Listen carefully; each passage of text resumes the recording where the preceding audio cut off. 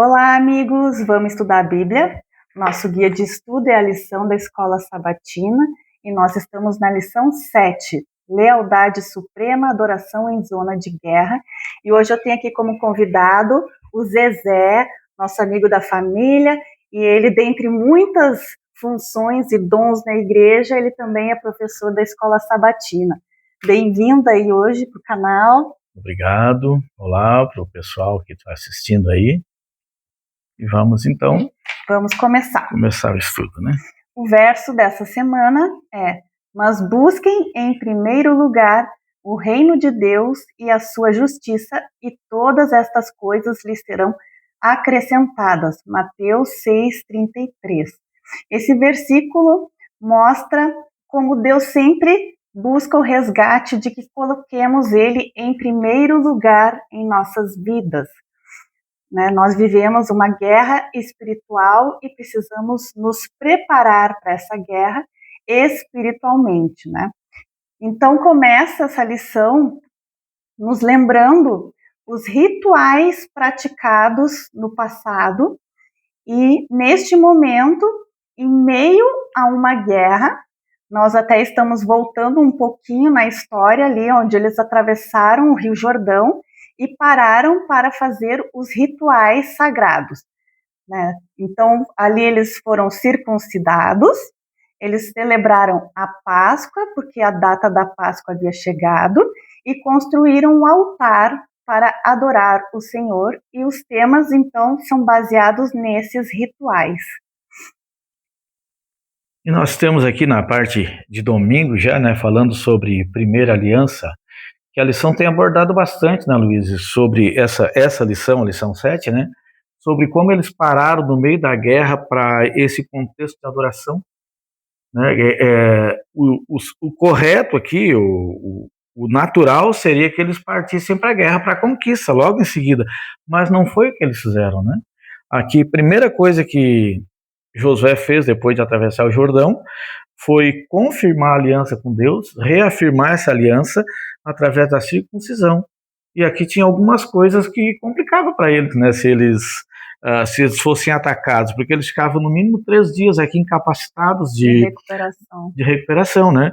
Se o inimigo atacasse, eles não tinham uma condição de defesa por causa da situação que a circuncisão causava, né? Exato. Mas mesmo assim, eles colocaram, como diz o texto, Deus em primeiro lugar, fizeram a circuncisão e confirmaram a aliança com Deus. E isso mostra, né, que a preparação deles não era uma preparação militar, era uma preparação espiritual, porque era uma guerra espiritual e não por interesses humanos, né, mas pelos interesses de Deus, né? Então, como nós também precisamos praticar isso na nossa vida, né, de colocar sempre Deus em primeiro lugar, né?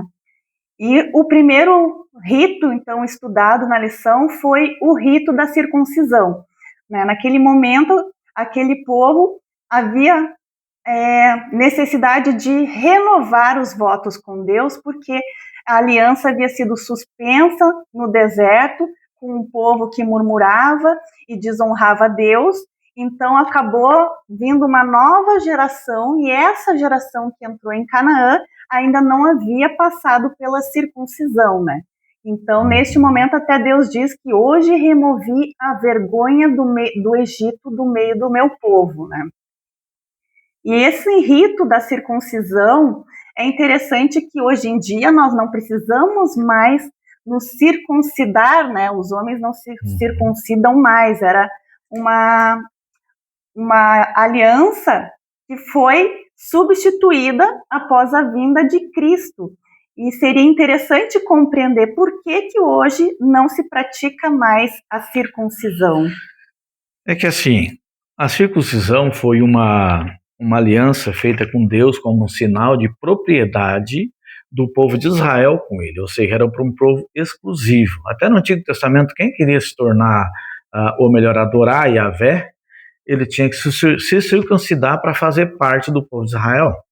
Sim. Só que o povo de Israel começou a ter uma ideia assim de peculiaridade. Eles eram um povo peculiar, sim, mas não no sentido de ter um fim em si mesmo, né? Porque ele precisava espalhar o evangelho para as outras nações. Sim. Agora, isso aqui também prefigurava, era algo cerimonial para a vinda de Cristo também, que Cristo viria para todas as nações.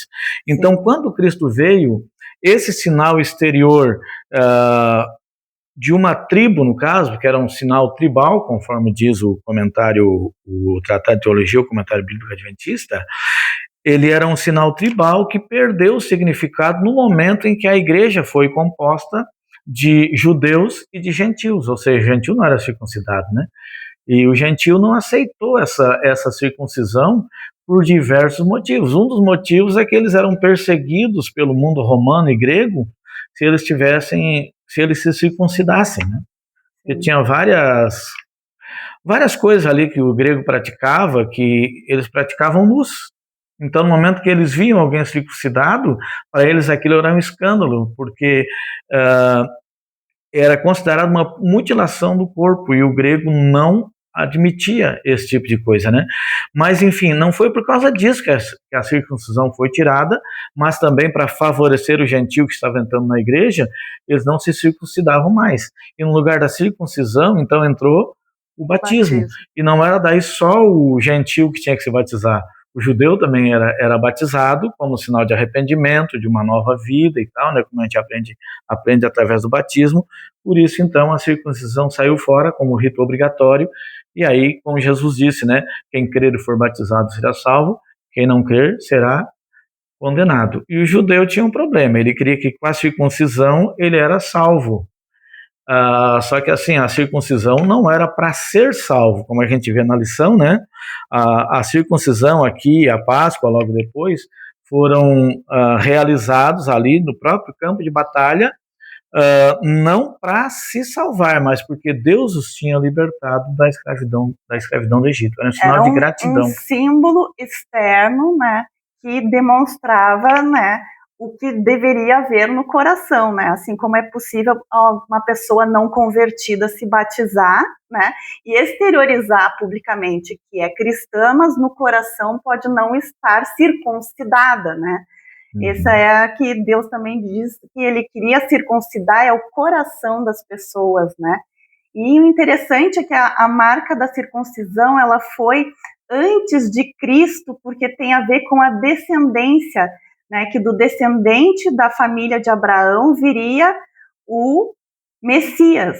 E quando o Messias já veio, então não precisava mais da marca como um sinal do Messias que iria vir, né, da genealogia, mas agora Cristo, que já veio, mudou o ritual para o batismo, que significa a morte na cruz e novidade de vida, né? Vamos passar agora para o outro rito da Páscoa. A Páscoa também é muito interessante, porque antes de Cristo, ela tinha também um significado, e depois de Cristo, com o cumprimento, né, a Páscoa passou a ter um novo significado, né? A Páscoa nos lembra comemoração e símbolo de liberdade. Era um momento, então, antigamente, né, antes de Cristo, lá em Êxodo, quando foram libertos, foi instituída a Páscoa, que remete à noite da 10ª praga, quando o anjo do Senhor matou todos os primogênitos do Egito e poupou os israelitas. E em seguida ocorreu a saída do Egito, a travessia do Mar Vermelho e a jornada pelo deserto. E na Páscoa eles tinham que passar o sangue do cordeiro nas batentes das portas. Então isso nos remete a esse passado, né? E esse sangue do cordeiro já representava o sangue de Cristo, que deve ser passado no nosso coração. O próprio João, né? Ele diz assim lá em João 1:29. Eis o Cordeiro de Deus que tira o pecado do mundo. Né? E lá em 1 Coríntios 5:7 diz que Jesus é o nosso Cordeiro Pascal. Algumas traduções dizem assim, outras traduções dizem Jesus é a nossa Páscoa. Então aqui houve uma mudança, Ana Luísa. Ao invés de o Cordeiro literal, pegou o Cordeiro de Deus, que é o próprio Jesus, que é Deus que veio a esse mundo para nos libertar, Então, hoje a gente não celebra a Páscoa como o judeu celebrava, mas a nossa Páscoa seria assim não vou dizer que isso é teológico e tal, mas assim, hoje a gente tem que celebrar a Páscoa todos os dias, né? Porque todos os dias eu tenho que renovar a minha comunhão com o Cordeiro. Todos os dias tem que estar protegido com o sangue do Cordeiro, né? Então, independentemente da correria da vida, eu preciso tirar um tempo para essa comunhão, para que o sangue do Cordeiro possa ser aplicado em, para que eu tenha uma identificação com Jesus. Isso é necessário, né? E por que eu falo aqui, né, em meio à correria da vida? Porque, volto a repetir, eles estavam numa guerra, mas não foi a guerra que impediu eles de fazer a circuncisão, e não foi a guerra que impediu eles de fazer a circuncisão primeiro, né, e depois de celebrar a Páscoa. Eles fizeram tudo isso num ambiente hostil. Hoje nós também temos um ambiente hostil, mas nesse ambiente hostil nós precisamos ter essa comunhão com Cristo de maneira diária, né? Exato. E o interessante, assim, né, que Jesus, ele cumpriu mais de 300 profecias do Antigo Testamento. Dentro da Páscoa, o cordeiro não poderia ter o osso quebrado, né? E Jesus Cristo na cruz não teve os seus ossos quebrados também, né, para mostrar a perfeição do sacrifício de Cristo, né, e a irrefutabilidade de ele ser o Messias, que chegou no tempo exato que tinha que vir, cumpriu diversas profecias do Antigo Testamento, Isaías, Jeremias, e ainda esses detalhes que Deus sempre deixou claro para nos revelar o Messias verdadeiro, né? Interessante, Luiz, só uma observação assim, né? A genealogia de Mateus, o livro de Mateus começa com genealogia de Jesus Cristo, filho de Davi, filho de Abraão. Uma coisa que às vezes as pessoas não param para pensar, que se Jesus não fosse descendente de Abraão, e se Jesus não fosse descendente de Davi, ele não seria o Messias. Ele seria um falso Messias. Por isso que Mateus começa com a genealogia, com o livro dele, dessa forma, com a genealogia de Jesus, para provar que ele é o Messias, ou melhor, que ele pode sim ser o Messias, por causa que ele veio da semente de Abraão e da semente de Davi, né? Então, é interessante esse ponto. São diversas profecias que provam que ele é o Messias. Claro, ele é o nosso Salvador, ele é o nosso Cordeiro, mais para frente a gente vai ver, ele é o nosso sumo sacerdote. Então ele cumpre essa parte da Páscoa, como ele cumpriu muitas outras partes, como tu falou ali, né? Exato. E o próprio Jesus, ele, ao comemorar a Páscoa, ele transforma aquela Páscoa do ritual de matar um cordeiro para um novo ritual que não tem mais morte de cordeiros. Então é a Santa Ceia, né, de dividir, compartilhar o pão e o vinho, né? E também nos remete para o futuro, que é quando Cristo vem nos resgatar e vai nos levar para o céu. Até Apocalipse faz uma remissão ali dos 144 mil caminhando sobre um mar de vidro, que lembra o mar vermelho também, que se abriu, né? Então, né, no futuro, quando Jesus vier nos resgatar, nós vamos comemorar as bodas do Cordeiro, né? Então, essa Santa Ceia lembra o simbolismo do futuro, que nós iremos comemorar com Cristo as bodas do Cordeiro, né? Por isso que a Páscoa, ela é para ser um dia feliz, né? O ritual da Santa Ceia é para ser de alegria e não de tristeza, porque os nossos pecados foram perdoados e Cristo vem nos resgatar, né? E o povo judeu era um povo festeiro, né? As festas que eles tinham eram realmente festas. Eles faziam festa na Páscoa, em outras ocasiões, eram ocasiões de festa, ocasiões de alegria, né? Eu até, assim, eu penso às vezes, né? Por que às vezes na Páscoa as pessoas andam tristes? Na Sexta-feira Santa, todo mundo meio tristonho, assim, a gente aprendeu assim, né? Mas, assim, Jesus morreu para quê? Para me salvar. Mesma coisa, o Cordeiro lá na Páscoa morreu para quê? Para livrar os primogênitos da morte. Jesus, ele morreu para nos livrar da morte e ele ressuscitou de novo. Então isso não é motivo de tristeza, é motivo de alegria para todos nós, né? O interessante é que na Páscoa nós não comemoramos a ressurreição de Cristo, nós comemoramos a crucifixão de Cristo, que é o Cordeiro que foi provido por Deus, né? Isso que é o interessante, que agora nós aguardamos, né, Jesus voltar para nos resgatar, né? Uma promessa que sabemos que ele vai cumprir. Outro ritual que também acontecia era os altares de renovação, né, da aliança com Deus. Esses altares, eles são ligados com a provisão de Deus, né? A primeira provisão de Deus pelo pecado foi lá em Adão e Eva, quando Adão e Eva se vestiram de folhas, né, de figueira. Deus, ele proveu um cordeiro, então houve um sacrifício, né, naquele dia, tanto que o versículo fala que quando comeres do fruto do bem e do mal, naquele mesmo dia eles teriam que morrer. E naquele mesmo dia Deus proveu, né, o substituto, em simbologia a Cristo, e com as vestes desse cordeiro ele fez, com o couro, ele fez uma roupa para vestir Adão e Eva. Né? Então foi a primeira provisão que já remetia para Jesus Cristo.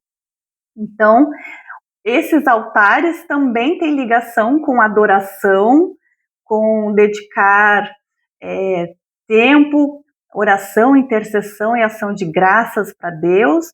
E esse altar ele foi incorporado também no templo, né, no santuário de Deus, e o sacrifício do cordeiro, então, entrou para dentro do templo, né, que remetia também para a simbologia de Cristo. E o Calvário, então, foi o altar supremo com o sacrifício perfeito e o verdadeiro sacrifício, né, que foi Jesus Cristo. Exatamente. E aqui a lição ela levanta esse ponto, né? Josué, que é o que escreveu o livro, que escreveu a lei no altar, lá nas pedras, né? Josué, no Antigo Testamento, ele tem o mesmo nome que Jesus no Novo Testamento, né?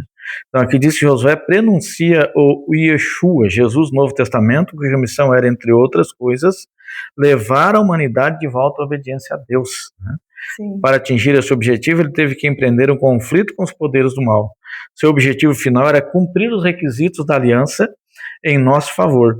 Em Cristo, cada uma das promessas de Deus é sim. Por essa razão, por meio dele, dizemos amém, para a glória de Deus. Então, essas pedras e o altar que Josué ele ergueu, em meio também à luta, em meio à conquista de Canaã, ali foi escrito a lei, né? E provavelmente os 10 mandamentos, porque toda a lei não dava para ter escrito naquelas pedras, né? E aqui nós temos uma coisa, né? A comunhão, ela também requer compromisso. Para mim ter comunhão com Deus, para mim me achegar ao altar de Deus, eu tenho que ter um compromisso em guardar a lei de Deus. Então, isso, aqui, Josué, ele escreveu, as pessoas podiam ler, eu acho que é aqui mesmo que está, né? Não, escrito em pedras está na parte de quarta-feira, né?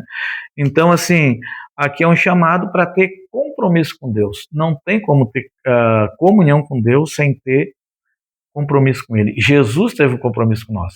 Exato. Ele foi sacrificado no altar pelo compromisso que ele assumiu antes da fundação do mundo, conforme diz Pedro, né?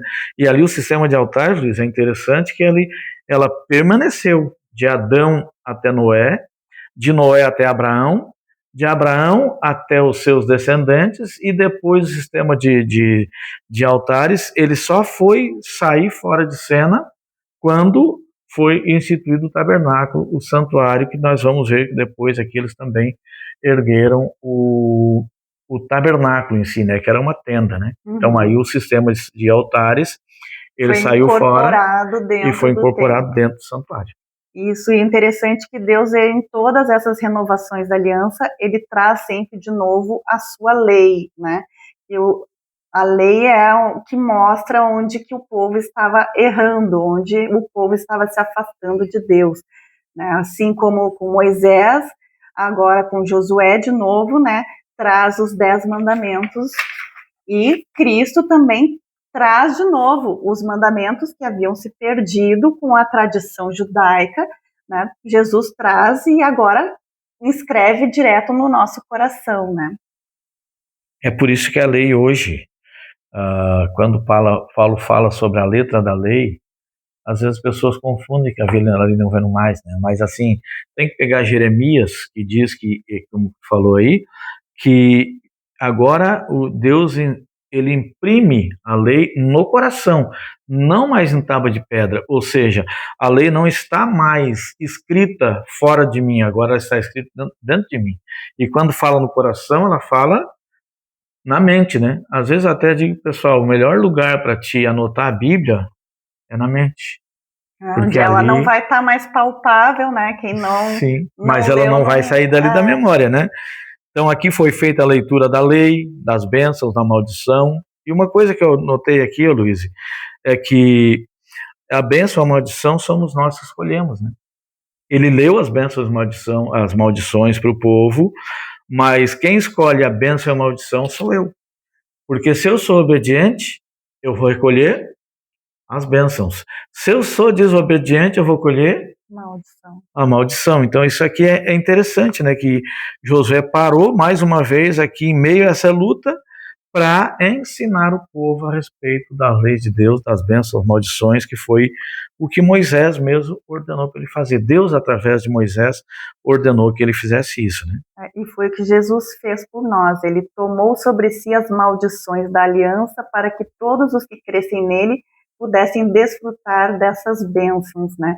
As bênçãos de guardar as leis, né? Passamos agora por escolha obedecer a Deus e colher as bênçãos de Deus em razão disso, né? E incrível, né, que quando a lei está escrita no coração, quando a gente entende o que Jesus fez por nós, eu não preciso mais de lei, tu já percebeu isso? Por que eu não preciso da lei? É uma reação natural, né?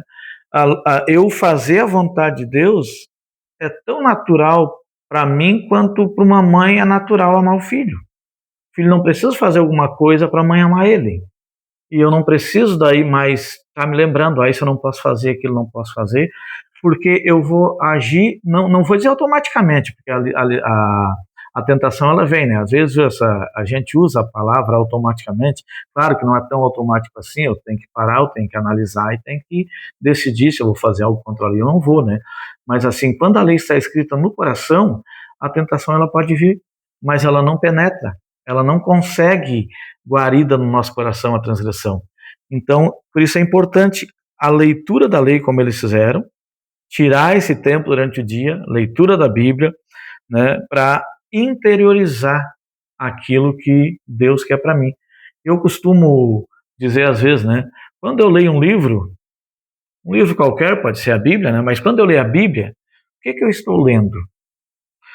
Quando eu leio qualquer livro, eu estou lendo o pensamento, a mente de quem escreveu.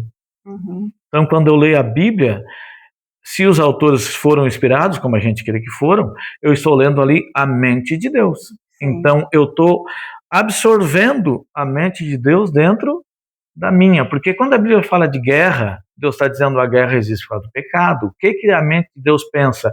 Não quero guerra, não quero pecado. E aquilo vai interiorizando dentro de mim. Não quero violência, apesar que a Bíblia tem violência, ela tem, a gente está vendo aqui no próprio livro de Josué, mas era uma coisa inevitável, que as pessoas buscavam a violência, não era Deus. Então, quando eu busco a Bíblia, lendo a mente de Deus aqui dentro, o que ele pensa, isso vai interiorizando dentro de mim, e Paulo chega a um ponto que ele diz assim, né, em 1 Coríntios 11, ele diz, mas nós temos a mente de Cristo. Por que eu tenho a mente de Cristo? Porque eu interiorizei, o Espírito Santo interiorizou a lei e a Bíblia, a vontade de Deus dentro da minha mente. Exato. E isso leva um tempo de santificação, né? Porque também percebemos que a tendência do ser humano é esquecer. Inclusive, a lição mostra, né, 6 versículos de Deus pedindo para não se esquecerem dele, né? A tendência das coisas do mundo nos puxar para outras emergências e acabar colocando Deus em segundo lugar, e aí o Espírito Santo não vai estar atuando, e aí pronto, já começa a escorregar, né? E ainda nós temos um inimigo que faz questão que a gente esqueça, né, a lei de Deus. E até em relação ao sábado, eu diria que o inimigo transformou, inclusive, em uma ordem esquecer o sábado e passar para domingo, né? Como Deus, ele coloca já também dentro dos mandamentos, lembrem-se do dia de sábado, né? Porque a nossa tendência é o esquecimento, né? Por isso essa necessidade de diariamente renovar o vínculo com Deus para mantermos a lei de Deus no nosso coração e agir automaticamente, né, dentro da lei. Aqui temos também ansiando por sua presença, né? Nós tínhamos no Antigo Testamento Deus presente dentro do santuário, né? Que era a Shekinah, e conversava com os sacerdotes, muitas vezes de voz audível, e outras vezes ele iluminava a parte direita ou a parte esquerda do... o Urim e o Tumim, né? As duas pedras do peitoral do juiz. As pedras também, né? Para sinalizar se estava favorável ou desfavorável, se tinha bênção, se não tinha bênção, né? Mas hoje em dia nós não temos mais a presença de Deus aqui neste mundo. Como é que nós podemos alcançar Deus, né, após Cristo, né, ter subido aos céus? E ele deixou o Espírito Santo, né? A Bíblia diz que nós somos templos onde habita o Espírito Santo. Então, primeiramente, precisamos cuidar do nosso templo para que o Espírito Santo habite, né? E Cristo, através do seu sacrifício, nos leva até ao santuário celestial. Ele nos ligou de volta com Deus e nós podemos ter acesso agora ao altar, né? Celestial. E aqui eu volto a relembrar, né, Luiz? No meio da correria do dia, no meio dos problemas, eu preciso lembrar como o israelita ele lembrava do santuário, ele via a fumaça do cordeiro subindo, ele sabia que tinha alguém intercedendo por ele no santuário, aquela fumaça se espalhava por toda aquela região, no caso, que era queimado um de manhã, completamente, outro de tarde também, completamente. Então, quando as pessoas saíam nas imediações e até mais longe do tabernáculo, dava para sentir o cheiro da fumaça. Então, eles lembravam sempre, aquele cheiro de fumaça lembrava que tinha alguém intercedendo por eles no santuário. Quando Josué levantou o santuário, as atividades recomeçaram no santuário, né? E eu preciso também me lembrar, no meio dos problemas, que existe um santuário em algum lugar do universo. E não é um lugar vago, vazio, a gente às vezes pensa que é como o anjinho está andando nas nuvens lá e tal, né? É aquele gibi da Mônica, né? Que tem um anjinho, está lá em cima da nuvem tocando harpa, né? O céu não é nada disso, né? Em algum lugar desse universo, Deus tem o centro de comando dele, e esse centro de comando dele está dentro do santuário celestial, onde aqui na lição coloca que Jesus está nesse santuário intercedendo por nós. E além de ele estar dentro desse santuário, eu também sou um santuário, né? Exato. Da habitação do Espírito Santo. Então, a Bíblia diz bem claramente, a Luísa já falou sobre isso aqui, né? Mas assim, não sabeis que sois santuário do Espírito Santo, santuário de Deus, né? E que o Espírito Santo habita, o Espírito de Deus habita em vós. Então, eu sou um santuário de Deus. Eu achei interessante o título da lição de quinta, né? Ansiando por sua presença.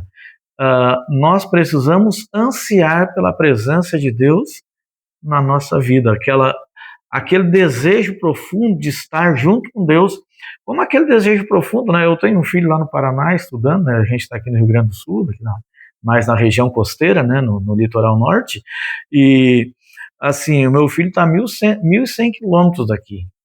Tem vezes que bate aquela saudade, aquela ansiedade de estar junto com ele, de ele vir para cá ou a gente para lá, né? Mas é difícil porque é bem longe, né? Agora, essa ânsia por estar na presença desse filho, daquela pessoa que a gente ama tanto, é uma ânsia, uma ansiedade santa, né? De querer estar na presença de Deus. Davi fala sobre isso, como a corça suspira pela corrente das águas, assim, ó Deus, a minha alma suspira por ti.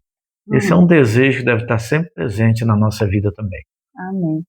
Então, para encerrar, né, precisamos ter a certeza do perdão de Cristo e não devemos permanecer à sombra da cruz, na tristeza dos pecados, mas a sua luz salvadora, né? Cristo, ele proveu o caminho de volta para a reconciliação com Deus, né? Por isso que a Páscoa é motivo de alegria. E nós merecíamos, na verdade, a ira de Deus, e graças à provisão divina, né, que Deus proveu o seu cordeiro para si mesmo, então nós podemos agora ser resgatados e reconciliados com Deus. E um dia estaremos, então, para sempre junto com Ele, né? Amém. Aguardo você na semana que vem, no próximo estudo.